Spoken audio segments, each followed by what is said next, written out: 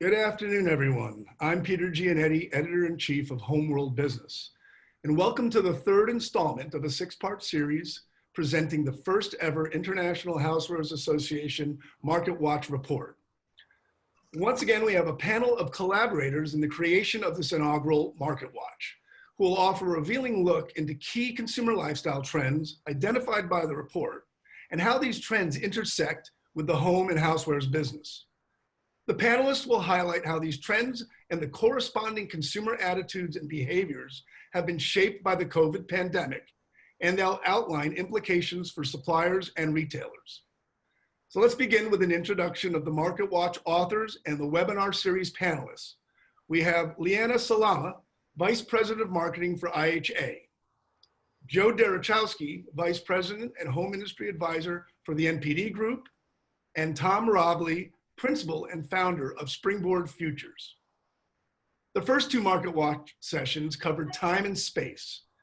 Today, we'll be looking at experience, and a reminder that we will leave time for audience questions before the conclusion of each session. You may post questions using the Q&A function along the bottom of the Zoom window. And also another reminder that recordings of each session will be available soon after their conclusion at the Inspired Home Show website, theinspiredhomeshow.com. So let's continue the IHA Market Watch series with a look at experience. The ability to share one's own experience and learn from others' experiences continues to increase with the proliferation of social media. And shoppers can now more than ever be specific to their needs and seek offerings uniquely tailored to their lives. Tangible products are no longer the sole driver of a purchase. Shoppers are seeking an experience when they trial, purchase, and use a product. So let's start by clarifying exactly what we mean when we say experience. Are we talking about the shopping experience, whether that's in-store and online? Are we talking about the experience of ownership? Is it both? Leana, let's start with you. What does experience mean in today's marketing environment? I think a lot of when we talk about experience and how products, can contribute to experience, I think a lot of what we're talking about is about one's personal brand and how the products that they purchase, that they use, and the manner in which they purchase and use them contribute to their persona, if you will, out in the world of them as, a really great at-home bartender, or them as, as having the world's most organized home. How do these things contribute to their view of themselves and the view of themselves that they're attempting to project out onto folks? Joe, your thoughts on it? Yeah, I think I completely agree with Leana. I mean, we live in a selfie world. We live, whether it's Facebook or Instagrams or TikToks, it's people are wanting to, in essence, tell their story. And so being able to understand the brand that the consumer wants to portray, and then more importantly, how our brand kind of dials in them. It used to be many years ago, we would say, be like Mike, right? We'd try to, back in the 80s with the Michael Jordan shoes, you'd buy the shoes to try to be like him. And today it's really more, how can Mike be like me? It's how can that brand really fit with the story that I'm trying to tell to the world? And so as part of that, whenever you start thinking of branding, a brand simply is an emotion. It's not a name, it's not a label, it's an emotion. And so it's the purpose when you do that emotion to be able to dig into those higher order needs and having the experience, understanding all the rational benefits and the emotional benefits that people have with a product or shopping or whatever they're doing, and being able to tie into that is just critical in today's world. Tom, why is experience really that much more important now than even before? Well, I think, well, first of all, to clarify, I think to answer the question you raised at the beginning, experience is all those things. It's, we used to talk about experiential retail. That retail still has a responsibility to create experience, absolutely, whether it's online or whether it's, in brick and mortar. But it's also the product experience when you're using it, the experience that it creates, the experience you're able to share. I think one of the interesting things post-COVID is that, we used to talk about shared experience, but it was always, the referent was always, sharing it online, sharing it through social media. But the pandemic has created a new need, an additional need, which is like IRL experiences in real life. You've got people in your home that you're sharing experiences with, whether it's, baking together or creating a jigsaw puzzle, or, so there is, and even, newer experiences, experiences we didn't have time for before, like baking your own bread, or, making your own cake, or, improving your garden. So we now socially, experience is it's a social foundation trend. But as human beings, we're expected to keep evolving and to keep sharing that socially. We're expected to keep learning, keep advancing our skills, keep advancing our knowledge. And the expectation is that we'll share all that on social media or socially in person. So it's very easy for product to fall out of that. Luckily in Housewares product is about enabling or enhancing that new knowledge, that new experience. It's just important to show people that you're building the experience into the product, not just selling them another object. Yeah, can I build on that? I mean, one of the things that Tom said is so important there, in that after the pandemic, if you think about it, before, our time was filled, whether it's with kids' sports, going to concerts, going to sporting events. There was billions and billions of dollars being spent on all of this. And since the pandemic has hit, all the growth, whether it's toys, tech, all the things that cause an activity have been just skyrocketing during this period. So the definition of experience has gotten bigger. And part of it is because in addition to trying to be fun and tell your story and in enjoyment, it's become an activity. It's a way to manage boredom. It's a way to keep your interests up. It's a way to become that entertainment that you had during the day. And the consumer is just seeking ways to fill that void. And because of the importance of eating and entertaining, all of our categories just play so well into that. Sticking with you, Joe, it sounds like we're shifting away from buying stuff or buying things. And that kind of leads to how people think of the home and housewares business and their products. So in a general sense, what is the kind of responsibility of the home and housewares business now in understanding this fundamental difference, this shift from things to experience, when they're still trying to sell things? Well, I think we've always had to tie into it a little bit, but it's a little bit more that the experience. In the essence, when the consumer, they're not waking up in the morning going, I want to use my coffee maker. They're saying, I want a cup of coffee. They're sitting there not saying, I want to use my toaster oven.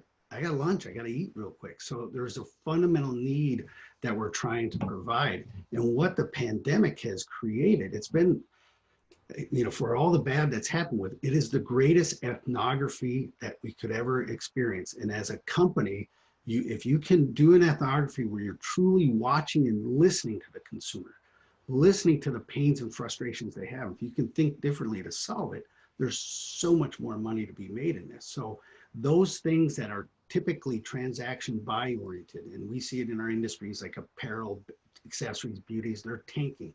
But those industries that have an experience, that have some sort of benefit beyond just the transaction part of it, are all growing significantly. Yeah, I mean, I think a lot of it is about, sorry, I was going to say, I think a lot of it's about, looking at the home and housewares products as a means to an end, right? Instead of thinking, to Joe's point, don't just think about the functionality of what that product is. What does it actually deliver that can be additive to an experience? I mean, so much of what we do is related to food and drink, and there's, few things as experiential as eating and drinking, whether that's, in a social environment, whether that's as an individual. A lot of the things that our industry, puts out on a regular basis are means to an end. So anytime that you can enhance that, whether it's to say, okay, I've given you a means to an end to get a cup of coffee, but I'm also going to add in some information or some tips or some tricks on how to get a really great cup of coffee, right? How do you create those additive pieces so that the product that's a mean to that end, you're giving the consumer information and assets that they can take in order to even enhance that experience further. Tom, any thoughts on this idea of things versus experience and how home and housewares needs to respond to that? Well, nobody needs another peeler. Okay, nobody needs another peeler, another broom, another anything. Most of us really genuinely don't need another anything, especially when budgets are tight or when we're being cautious. And I think that when you promise an experience, you know, that's the added value. Experience is a part of the value equation right now. And what Leanne was talking about was, you know, the variety, those added on items, the multifunction, which we talked about last time, plays here too. The multiple things that you and various members of your household can do with an object creates multiple experiences in a single object versus just a single experience. The other really important part is that it's you know, it's what we were talking about last time, inexperiencing, you know, to quote trendwatching.com. It's that idea of we feel safer in our homes. So give me something that lets me do something in my home that I don't have to go out for. Okay. One less place I have to dress the kids up for and, you know, and put on a mask and go out. You know, if I can do it in my home and do it with the quality that I could experience outside, you know, each one of them checks off a different box. Which is an interesting dynamic right now, right? If you consider the fact that, so I think what Joe was saying earlier, you know, pre-COVID, a lot of the experiences that people touted on social media were, you know, I'm at this great vacation locale, or I'm at this amazing concert or sporting event. And it was all of these, you know, I get to participate in these events, and those are the things I'm sharing, and that's how I'm creating FOMO or whatever. But exactly to what's been said here already is that those experiences have started to come in and converge in the home. And I think that's where our industry has managed to play a really important role in these last 3 months of enabling those types of experiences. Yeah, they have. And again, I like to talk about how what's happening now is really just an intensification and an acceleration of things that have been ongoing. We've heard about staycations, we've heard about, but these aren't new terms to us. What we're beginning to understand is how it all comes together and how it creates a value equation on many more levels. And speaking of that, the Market Watch features its trend viability mapping, which is a way of kind of measuring how these trends kind of appeal to very certain attributes of the consumer. And Tom, one of the things that scores really high in the area of experience is aspirational value. Can you sort of explain how that's working right now? Well, as Leanna and Joe have both said it at different times, aspirational value was always high for this. It was one of the things that made this trend so important, was everybody wanted an experience out of everything that they buy. And, you know, its consumer experiences really sort of shot up in the value equation to begin with. You know, what we saw, if you can go to the next slide, what we saw post-COVID is that there was a lot more emphasis on, you know, from the vendor side on making it actionable, you know, and I think that when we want, the other thing that sort of pushed this up, and also generational relevance raised a bit, experience has turned from a me thing to a we thing. We're in the house with other people. So also it's, you know, the idea of, you know, whether it's jigsaw puzzles or, you know, family baking, or you really see the things, even the commercials you see, where you see people sharing on social media, not sharing so much by themselves anymore. They're sharing things they do with their family, things they do with their pets, you know, and by the way, don't leave pets out of this equation, because a lot of money is spent on pets, you know, but those are things that, you know, that's why people aspire to experience. It's the first thing they want. Yeah, and I think the bump in actionability, you know, being actionable is really about what Tom's saying, which is that, you know, if you read, when everyone who's attending the session will receive a link to download the full Market Watch report. Well, when that report was written and developed, a lot of emphasis in the experiential trend was around FOMO and shareability. And there's almost this sense of competition of, right, like, look what I get to do, look at my amazing life, you know, and this idea that the things that you're posting, experiences that you're trying to have are to inherently kind of compete with other folks. And I think a lot of that has taken a back seat now, as more of those experiences are really about the actual time spent, right? You know, I mean, I don't necessarily spend a lot of time posting pictures on Facebook of all the great things, all the gardening that I'm doing now, and all of the, you know, baking with my daughter that I'm doing now, and the games with my son. But it doesn't change the fact that those are the experiences that are driving me right now.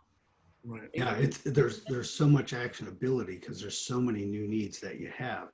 And it's also one of these things, like, since the pandemic, it's dialed up the intrinsic need for experience, that ability to just feel good. Like, you have all the family eating together more than they did before, and just the conversations and the connection to the family. There's all the intrinsic benefits where before it was still a little bit more externally driven needs that we had, but now it's across the board. And with so many of them, what a great time to solve all these things. There's so many new things that we can help solve to help grow the industry and leverage. It's awesome. And On that actionability issue, I think, you have marketers often throw buzzwords around, and we can get caught up in buzzwords. But I think really the evolution, and that fast evolution recently, is consumers aren't interested in buzzwords anymore. They're vetting a product and what it means to them so much more carefully. And they need this to be really applicable to their lives, not just something that sounds good on a box or on a website. So understanding how this is evolving and understanding the generational differences, I think that's an important component of what this Market Watch helps you discover. Anyone before we wrap up on this issue? Yeah, I just want to point out that, when we talk about actionable, a lot of what we're talking about is, how easy is this trend to harness for our manufacturers and our retailers. And I think that, it's almost like, I'm going to say this and then I'm going to walk it back, but it's almost as though with the pandemic, the bar has been set a little lower for what's really experiential, right? Now, or it's just that it is more intrinsic and it's more internal, where before, to really deliver an experience, it had to be something so different and so, so mind-blowing. And now, I mean, literally it's actionable in the sense that cook and bakeware is now contributing to experience where, maybe 3 months ago, we weren't seeing that same thing. So it's much easier for far more categories and far more manufacturers to participate in this trend now because of the different meaning it's taken on. And Also, it's go ahead, Tom. I think that leads us to product implications. I think that's a good starting point for that. And Tom, why don't you continue on that thought? Well, one of the things that Leana just said that I really liked is, she was talking about FOMO, which I'm sure everybody knows what it means, fear of missing out. It's and it is jargon, but it's social media jargon, so that's okay. But the flip side of that, which really plays into this trend just as importantly, is something called JOMO, joy of missing out, and that's like, I don't miss the commute. It's the joy of the things that everybody's doing that you don't have to do anymore. So everybody can jump on this, or they can jump, I don't have to put on my mask. I can do it at home. I'm going to take my time in my garden. I'm going to take my time learning how to cook right, or, become, a home barista, or whatever you want to do. That joy of missing out is just a reevaluation of the experience and a reallocation of time, which we were talking about last time.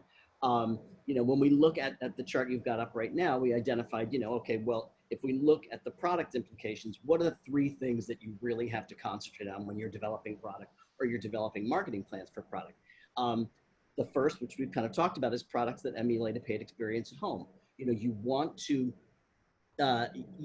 especially since even post-pandemic, and Joe, you can probably talk to this a little bit more than I can, but this is not, feeling safer at home is not going away. So that idea of wanting to, when the possibility exists for me to do it at home, I'm going to do it at home, for a while now. So, and those paid experiences, you still want the quality. You want restaurant quality. You want bakery quality. You want professional quality when you're cleaning your carpets or grooming your dog or cutting your hair, God knows. But those are all things that our industry speaks to really well. Right. Joe, why don't you carry on from that and talk also about other aspects that are important perhaps on the product side, which includes kind of the enhancement of personal skill sets, not just the replication or the emulation of paid experiences at home. And obviously there's the status element of this, which is products that kind of contribute to your own status, that fundamentally impress others. So give me your thoughts on kind of how the products have to kind of reflect all these elements. And part of it, it's fascinating. Like when we first started this, when we came up with the report a long time ago, we were talking more about those things like doing your own deep carpet cleaning, or maybe doing pour over coffee, or some of those things that you're trying to do. But because of the pandemic, there's just some fundamental things that we are doing right now, such as Tom, getting your haircut, Right. having your coffee at home. It's incredible the amount of cooking breakfast for the family, you yeah, know. Yeah. lunch. So all these things have really just changed the nature of these and the importance of them. And one of the things, before I finish the question, but I want everybody to keep thinking about is in March, we all went through this budgeting phase of what do we keep and get rid of.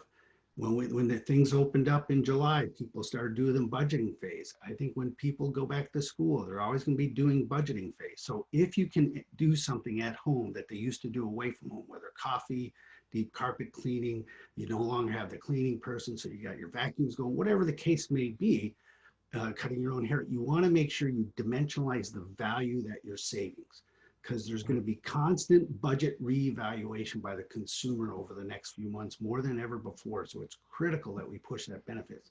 But back to your questions, things that enhance personal skill sets, things that, because we're looking for that activity and that experience and managing, for lack of a better word, the free time that we didn't have before because we're spending more time at home, things that can help with that are going to help dramatically. Those products, whether it is being able to make your own cappuccino and doing it wonderful. We had the whipped coffee during this phase start to take off. We have different baking things that are happening at this moment and getting the kids involved into cooking products and baking products. So it's the products that allow you to develop and become a better cook, a better chef, a better bartender through virtual meetings. All those things that can help you, whether from a product or a marketing perspective, are really important at this time. And Leana, I think it's important to note that once you have these skills, for whatever reason you've developed them in the last few months or before that, it's not like all of a sudden those skills go away when you can go back out to restaurants or when you can go to the hair salon or whether you can go to the barber. I think this is where the experience sort of sustains itself, even when you can sort of recreate or recapture those experiences sort of on the outside. So talk to me about kind of how this might, how the whole family dynamic changes this and creates long-lasting at-home experience or outside backyard experiences. Well, I think that's, you started to say, out-of-home experience, and I think that's part of it, right? Is that as you're learning, as you're picking up these personal skill sets on your own, it only makes you more well-versed and more attuned to what's going on in those experiences that you're having outside of the home, right? If I pick up if I become a really fantastic baker in a short period of time, maybe there's things about, the experience of eating at some of my favorite bakeries that I'll recognize and remember that I really wasn't attuned to before.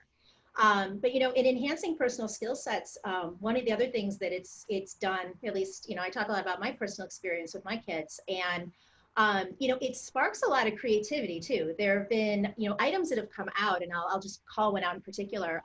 It's this Betty Bossy pastry thing that basically you put the dough in there and you put fillings in and you can make different designs and different shapes with it. Well, this thing provoked an entire day of me and my 12-year-old daughter with this whole assortment of like jams and fruits and Nutella and spreads and all this kind of stuff, and just playing around with different things. And just, it was really inspiring, and it was really a creative experience that I had with my daughter. And now coming out of that, she and I have opinions and preferences about, what goes well with what, and what shape works best for this versus what shape works best for something else.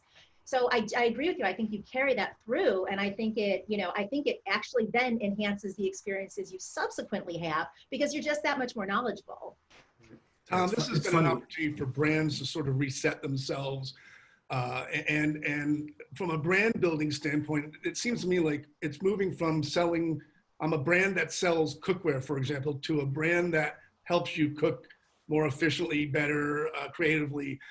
So talk about the impact of this on kind of how brands need to kind of reset themselves in the marketplace. Well, I think,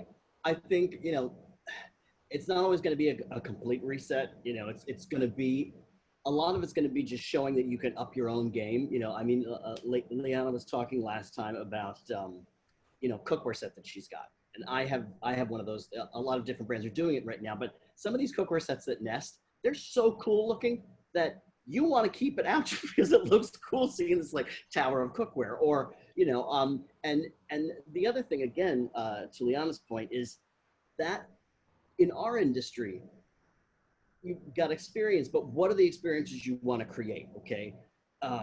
We've identified that you want to create time-saving experiences, but creativity is something that's really important, and that some people, like what you were just talking about, she spent a day with her daughter exploring all the different things that you could do with this product. They both wound up feeling more creative. She wound up learning something about her daughter, and probably vice versa, but it's what you got to, before you even think about developing or advancing your brand, think about what experience you create now, and what experience, what of that you can build on, and, how you can, pardon the pun, but, spread out the pizza dough in terms of the experience you're creating. How can you go one step further and think in terms of the lifestyle, and also what other objects might be relevant to that?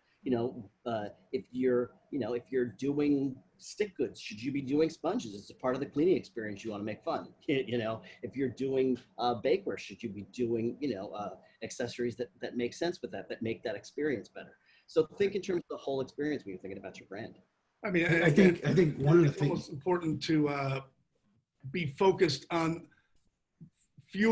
trying to do better things to fewer people than trying to be a jack of all trades. It's just a thought that came to me when brands sort of get lost. They get lost in not knowing who they're trying to reach sometimes. And I know we didn't prepare for this, but I'm curious, do you think that it is a time, Joe, I'll ask you, is it a time for brands to build around kind of one or two kind of strong experiential kind of components, or can you serve many different kind of attitudes, if you will, going forward? I think it's important for brands to be able to really make sure they're dialed into what is that value and that benefit that they're trying to stand for with the consumer. What is their position? But what has changed a lot are the vehicles also to get your message out. Well, because you've got not only your Facebooks and your LinkedIn's and your Twitters and all them, but you also have just what Leana did. Like we had a group virtual chat where we all made limoncello together. We all figured out. My daughter, she's always making all of the with all the glue and the things that they do with the kids. So it's a way for a brand also to make friends be the influencer of your brand to their own social network. And so the ability of using experience to create that connection, because of so many virtual meetings that are still happening and virtual conversations, it leads to that ability.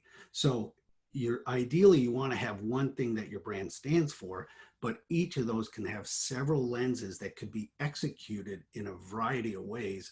And with what's happening with the virtualness of things, it really allows you not only to get your brand for that consumer, but to let them become your influencer, to let them become your advocate by sharing those experiences with other folks, like Leana said. It's interesting. I remember a time back in the, go ahead, Leana. No, I was gonna say, I would suggest though that what you're saying about, it's more important to be one really, really true and, an honest and direct and meaningful thing to a small subset of people versus being just kind of, you're an inch deep and a mile wide, right? You're trying to talk to everybody, but you can't really talk to any of them about a deep emotional connection with these products or the experiences that these products deliver, because you're too worried about alienating this person over here, or as a career marketer, to me, I always think that less is more in terms of knowing who your audience is and going all in on who they are and what they need. And part of experience is personalization. And I think we're going to talk about that a little bit when we get to some of the retail implications. Yeah. But again, this is about me. This is about me and the brand of Leana and the brand of Leana and her daughter's day together. So individualization and personalization are important. Well, that's where if you want her to be an advocate, right, Joe? And if you're an early adopter, you are seen as someone in the know. It's not exactly like the days everyone couldn't wait to be the first to have a color television on their in their house, but there is this certain credit that you get that satisfies you when you're kind of on the front edge of a providing that experience to others. Oh yeah, the first person who whipped out a Bartesian, little mixed drink maker at a gathering, I mean, they probably were talked about for months afterwards. Boy, we've talked about limoncello and mixed drink makers right now. I'm sensing another trend that we don't have on the market watch list right now. So 5 o'clock somewhere. Yeah, Joe, you were about to say something? You're good. Joe? You said you're good. Oh, you're good. Okay. Anything else on the product side before we move on to the retail side right now? Because obviously there's always two parts of these trends. It's the developmental side, but ultimately the people that have to bring it to the end user, and especially in the brick and mortar context, it's no longer, retailing is no longer just sell. It's no longer a transactional experience and where you're just buying and selling. It's about creating memorability. We talked about personalization, interaction. In previous sessions, we talked about curation, helping the consumer make decisions, displaying it a little differently, and merchandising it a little differently. So, what are kind of the ways that retailers need to know about how they can use technology, perhaps, or even some good old-fashioned merchandising to provide a more interactive engagement with the consumer? Leana, let's start with you on that. Yeah, I think, a lot of the interactive engagements, and I kind of delineate interactive engagements from sensory experiences. And interactive engagements to me are about kind of some of those technology-enabled POS opportunities, right? Where you can use things like virtual augmented reality in order to really get a sense of a product in the space that it's going to truly occupy, your own home. Or, some of the interactive, POS systems where you can go in and you can compare products right on a screen and drag things in and create kind of your own little environment. When we talk about sensory experiences, I think we're more in kind of the, actually giving consumers the opportunity to experience the product and the experience they'll get from the product as part of the purchase process, right? So whether that is cooking classes with, the cook and bakeware that you're looking for. I've seen a lot of retailers and manufacturers alike actually come out with, how-to recipes and things on social media that they're using in order to connect with consumers and help drive the experience that the products they're trying to sell are going to have. So that's kind of my delineation. On interactive engagements, I think it's really about that in-person ability to play around with specs and with the product and with space, and get a feeling of how it's going to really work for me. Joe, go ahead. 100% agree with everything that Leana said. And it's funny how I see two ends of the spectrum too that are at play. One is we got to remind ourselves just the fundamentals of execution are so key, because the ability to get in, the ability to find what you want, the ability to check out easily, to be able to park your car, to be able to have a product delivered to your house. All of those are such a critical piece that we have. And with the changes that's happening between brick and mortar and online at this moment, it's continuing to evolve that. So you got to keep innovating on new ways to do it. So for example, when Black Friday comes this time, if all the packages are being delivered by mail, at some point the kid's going to figure out who Santa is, right? And so how can we help them better understand that? How can we help maybe manage that? What are some innovations that could happen that make that easier? Having the sensory experiences that occur. There are unbelievable advancements that are happening in smart appliances with especially the major appliances, the ability to help you really answer the question, what's for dinner tonight? And as that continues to evolve, it's going to be that intersection of the manufacturer, of the retailer, of the grocer, and of the consumer, all those coming together. And so I think the other part of this interactive engagements and the sensory experience is the importance of partnerships, not just within yourself, but whether it's with your manufacturing partner or some other third-party provider. But this is a time to be developing those partnerships to innovate and really push the envelope here as a consumer changes how they shop. Tom, what's your point of view on this? And I have a question for all of you that I'm just curious, and maybe we know, are we finding that, does anybody know if consumers are truly embracing things like augmented reality and some of those things? Obviously, a lot of companies have introduced technologies. I'm just curious, is the consumer caught up to the technology at the retail level? Is there any research, Joe, on that, or any thoughts on that? Well, my thoughts on it is usually anytime you get something that's driven from a technology size, like it's always is a little bit of a square peg into a round hole. It takes some experience with it and some time so that then the technology, we start with the need and the technology fits into it. So there's some experiences we're hearing some things in industries outside of ours right now, whether it's the medical field, whether it's other guidance things that are happening because of the pandemic where you had to do them at home. Those are starting to play out, but as they do it, we'll learn more frustrations and complaints. So those technology folks can now start to design it for the consumer. So Leana mentioned last time some of those virtual and augmented reality to see how something fits into your house, whether it's a couch, it's a carpet, whether it's a coffee pot, whatever the case may be. That concept to be help you plan, you are seeing it. I don't have hard data, but in talking to consumers, there is some value with it to vet it. There's much more to be done along the path to purchase that this can play out.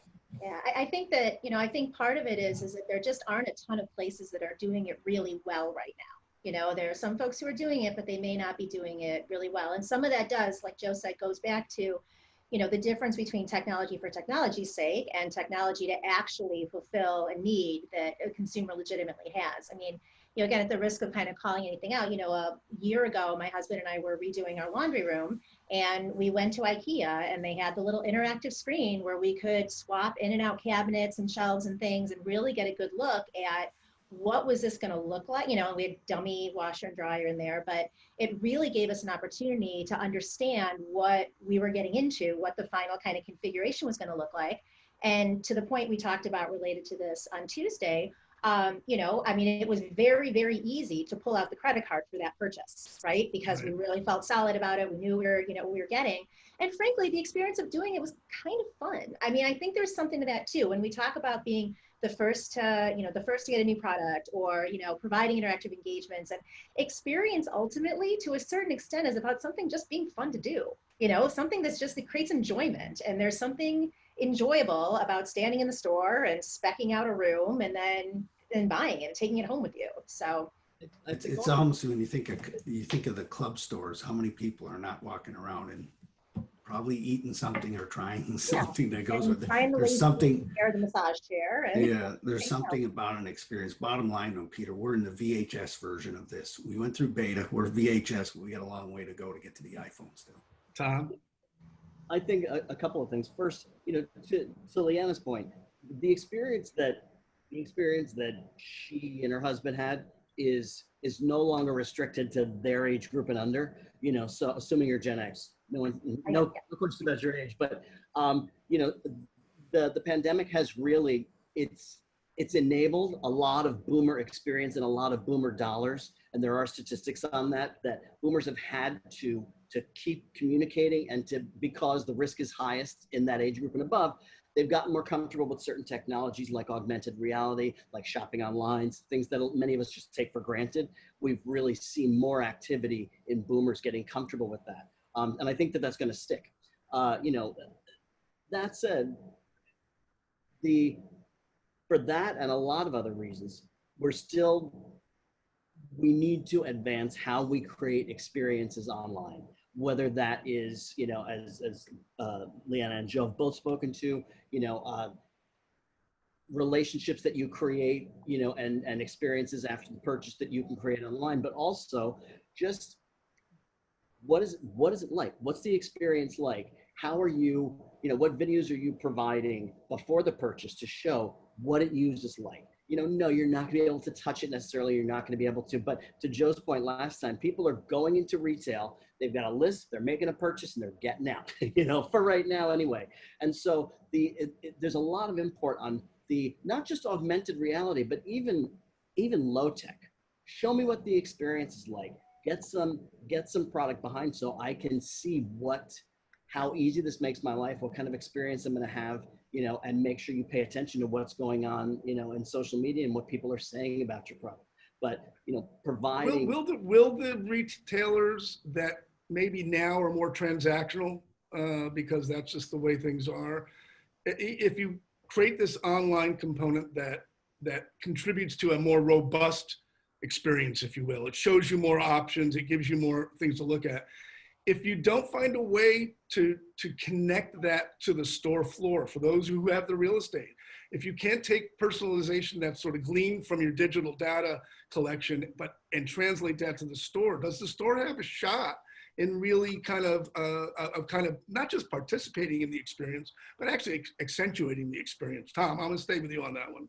Well, I think first off, we have to acknowledge, like, the elephant in the room. The direct to consumer is a burgeoning issue. We won't talk about it here, but brands dealing directly with consumers and initiating business there is something that's coming. That aside, it's not just, the onus is not solely on the retailer to show what these products are like. The onus has got to be on the brands themselves to create relevant content so that you can go and you can say, you're going to go to a brand and say, so, all right, maybe Amazon doesn't have a ton of video examples of what this vacuum is like to work. I'm going to go to their site and see what they have about it. I'm going to go to YouTube and see what consumer experiences are, because there's certainly plenty of that too. But, it's not just on the retailer to demonstrate the experience and demonstrate the capabilities. Truly, if you're going to control your brand, you have to have some of that content created yourself. I think so. So I want to jump in here, Peter. One of the things that it's so obvious in retrospect, but at the time I just was blown away by the genius of it all. When Kohl's started taking Amazon returns, right? And I could take my Amazon purchases. I mean, frankly, I haven't shopped at a Kohl's in some time. That just isn't, that wasn't how, wasn't where I shopped growing up. And the first time I took my Amazon purchase to Kohl's to do my return and got a 20% off coupon if I stayed in the store and shopped, I shopped at Kohl's. So I think there are ways to, to your point, I mean, consumers may be coming into the store for something that's very straightforward and transactional and one and done and in and out. I think it's up to the retailers to create reasons to stay and reasons to extend that visit and to find other reasons to be there. Right. Joe, I'll get to you in a second, but Tom, following up on Leana and you, what you just said, the onus seems to always be on the vendors in all developments throughout. It's retailers often putting more pressure on the vendors for content, for all the elements. But I do believe, and I know you believe, and what Leana said, that at some point execution and consistency and all of that has to take place at the point of purchase. So while the onus is on the vendors perhaps to do a lot of the heavy lifting and creating content and kind of defining that experience, it falls apart if it doesn't get, if it's not working at the store level. Have the vehicle to do it. I just think there are it also depends on your brand and what the product is and what the marketing money is behind it. Right. I think that, look, nobody's going to argue that the best way to control your brand, to what degree you can, is to provide great photography, great media, great packaging, all of those things communicate the product experience. Nobody's going to do that better than the people who are creating the product, hopefully. That's, and with retailers having to do so much of this, they're not necessarily staffed up to do that. So being able to provide them with content gives your product an advantage. Sure.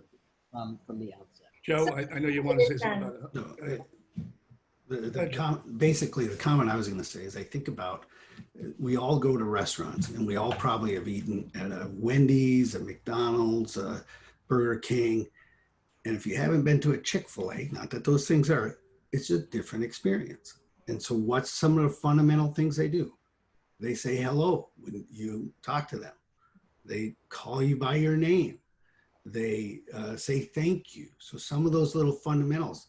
They also have some technology things. So some places when you're paying nowadays, you got to put the card in, you got to grab the thing and sign it. And they figured out a way, you don't even have to do that.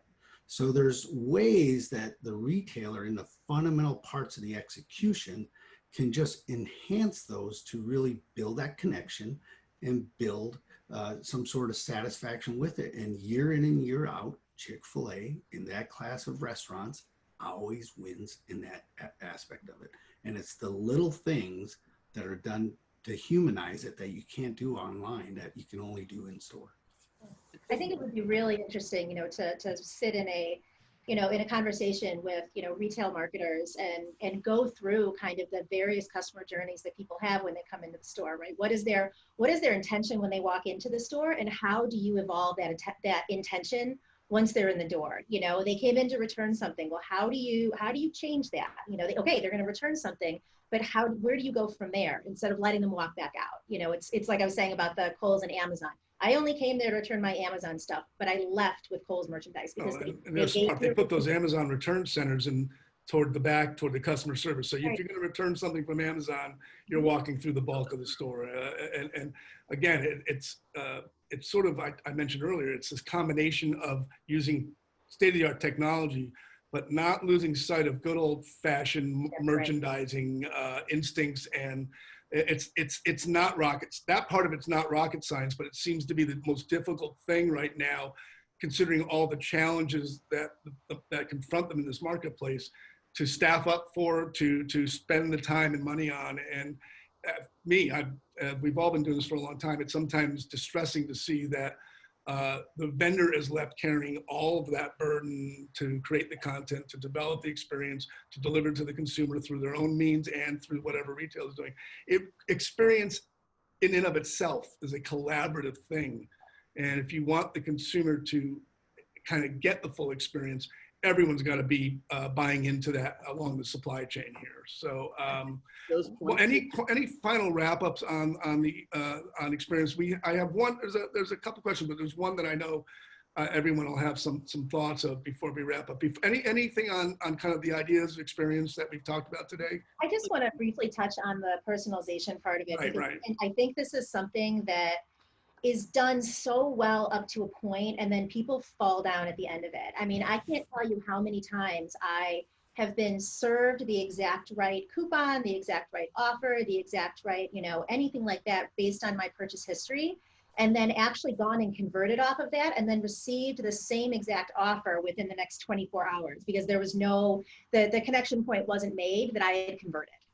Right? So it's like, oh, you know me. Oh, you don't have any idea anything about, you know what I mean? So it seems like it gets done so well up to a point, and then people fall off at the end of the road there.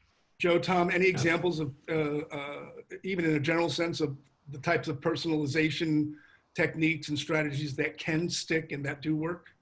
I really like what Joe said about Chick-fil-A, you know, and I think it's an important example of looking outside our industry for great experiences that the retailer can control. You know, I mean, you look at Warby Parker, okay? You know, you can go online and you can, you can either pick up, you can try on 5 pairs of glasses virtually. They will send them to you for free. You send back what you don't want. You keep what you do want. You know, they send them in a gorgeous case, or you can drop it off at their place, or else you look at furniture company Joybird. You know, you put together the sofa you want, or the love seat, or whatever you want to put together furniture wise, and you're chatting with somebody online, and then when things get confusing, they say, you know what, just call us at this number. And when you call that number, you talk to the person that you've just been chatting with. So to Leana's point, it's a continuation. You control the communication, you take all the crap out of it, and you really think about, if I were wanting to do this, would I want to explain this whole thing all over again to the next person? And the answer is no. So it's really, retailers can find some great things looking at some people who are successful in other families of business. Yeah, I'll give you an example in Chewy. Just a colleague of mine in the past few weeks, his dog had passed away. And so he had called Chewy, told them what happened, wanted to cancel his subscription for the medication and stuff that was coming. Well, what did Chewy do? They wrote a handwritten note to him later saying, we're very sorry to hear. They mentioned the dog's name. They gave the background. They said they're going to fully refund the money that he even had in there now, and they stopped it, and they sent it with flowers. And right there, just think about that. They're truly trying to connect. So what are some of the things that we can do? And that's one great example. But I think the biggest thing for us retailers to be thinking about is we've got to make sure that we have the ability to invest in data so that we can understand the consumer, that we invest in computing and software and power to be able to process these things, that we can hire people that have the ability to do the analysis, but also the time to do it, and the ability then to share it across the organization. So it doesn't happen by magic. There's some infrastructure stuff that has to also be invested in. It's a different investment, but there's a lot of power, just like that story I told you, where this person's like, listen, I am sold on Chewy for life. And he has told this to probably 100 people who have told it to another 100 people. That personalization has just helped build that connection.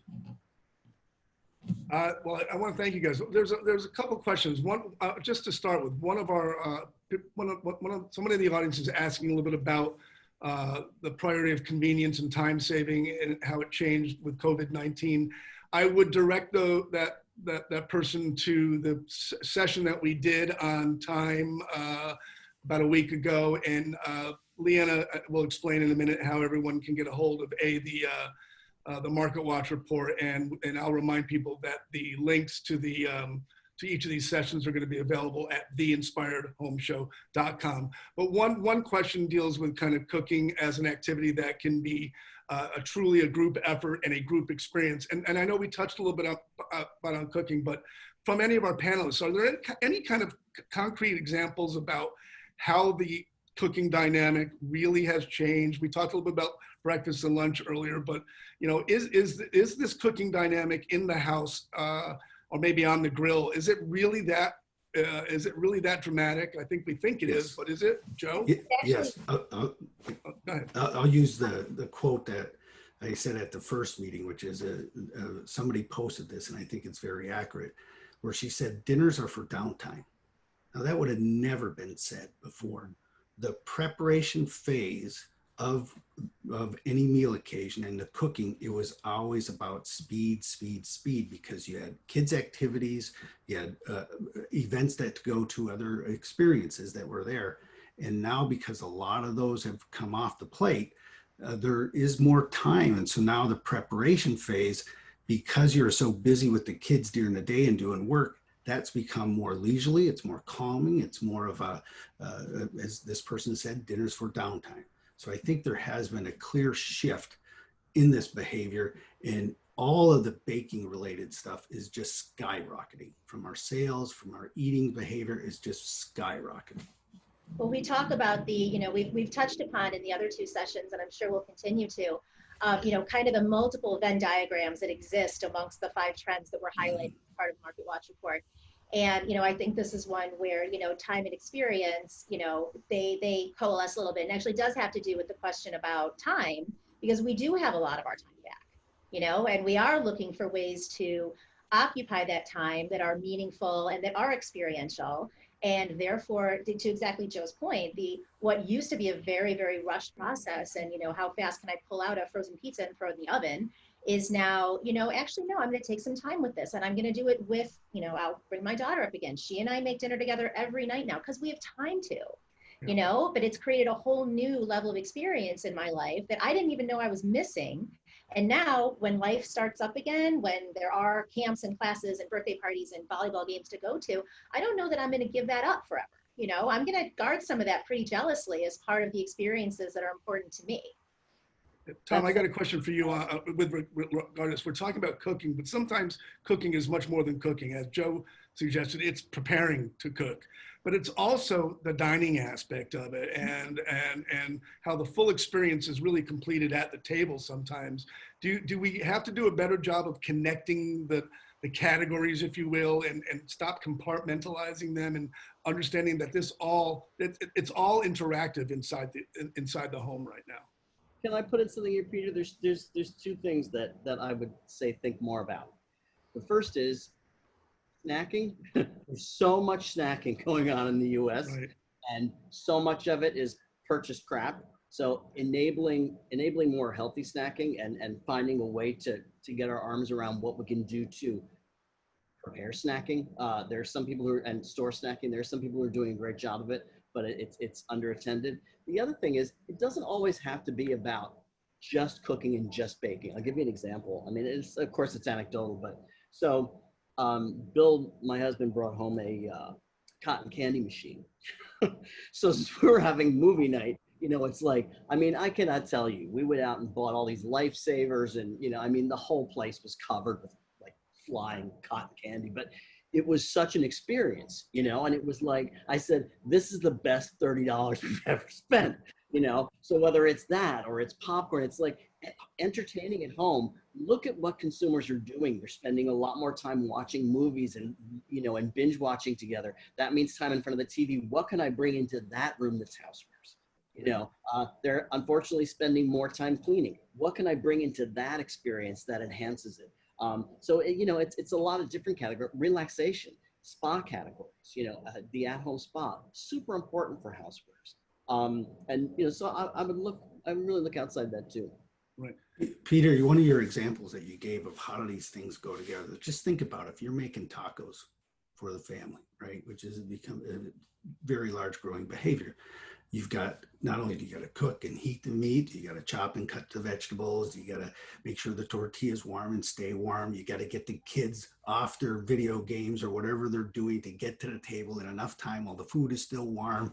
You got to get everybody, there's all this stuff that you're trying to bring together. If we compartmentalize, we're not thinking about the overall thing, because in the end, it's just about dinner with the family. And there's inherently all these products that go together. So we've got to be thinking broader, and we got to be thinking even broader as it relates to some of that prior personalization that happens there. If somebody's doing a kitchen remodel, then the odds are at some point they're going to buy kitchen appliances after they buy their large appliances. At some point they're going to have a party and guests over, and they're going to need tabletop and beverageware to go with it. And they probably need a couch to go out there too. Like, all this stuff goes together, but we've got to be thinking broader than just our little line of sight that we have. Well, thanks a lot, everyone. We're going to wrap up, but before we do, I just want to turn it back over to Leana so she can discuss a little bit about the availability of the report and some issues related to the next week as well, too. So, absolutely. So this is part 3 of a 6-part series, and everybody who is in attendance today will receive a follow-up email in about 24 hours. So I would look for it around this time tomorrow. That will include a link where you can download the full Market Watch report, as well as a link to next Tuesday's session, which is on the wellness trend and is at 1 p.m. Central, same time as this one today. So a link to register for that will be part of that email as well. And also some links for more information about IHA, NPD Group, and Springboard Futures. Well, thanks, Leana. On behalf of Leana, Tom, and Joe, thanks for joining us today. We'll see you next Tuesday. Take care now. Bye-bye.